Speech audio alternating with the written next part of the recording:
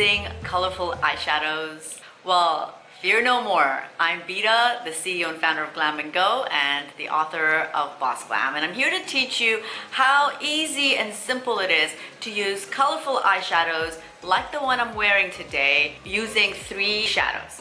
So if you want to learn, stay tuned and keep on watching. Now, colorful shadows are very tricky. You have to make sure that you have a bone-colored base first before you go in with any of the colors. Now, these are the 2 palettes that I used today. The first one here is the Yes Please palette from Colorpop, and this one is BH Cosmetics Take Me Back to Brazil palette. They both have a beautiful mustard color in them that will really complement brown eyes or really any colored eyes. The first step was just to go in with the concealer, as you can see, and I used my fingers to blend out and create a thin layer just to cancel out any colors and shadows that I have on my eyelids, and so for the colors to really pop.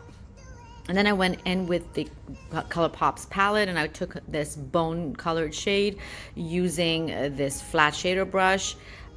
It's a little bit fluffy, and I just put that all over and set that concealer before I use the same brush to go in with the mustard colored and pack that all over my eyelid up to the crease and started to blend it out a little bit upwards into the crease. And then I took in this IT Cosmetics brush and I used the same color just to fluff it out and blend into the crease area, and then use this highlighted color into the inner corner of the eye, and it just gave it that pop and beautiful shimmer in the inner corner.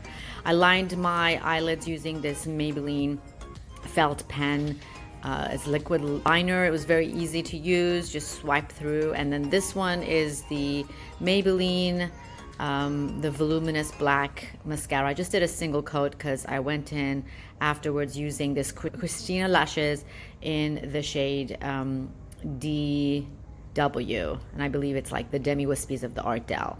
And that's it.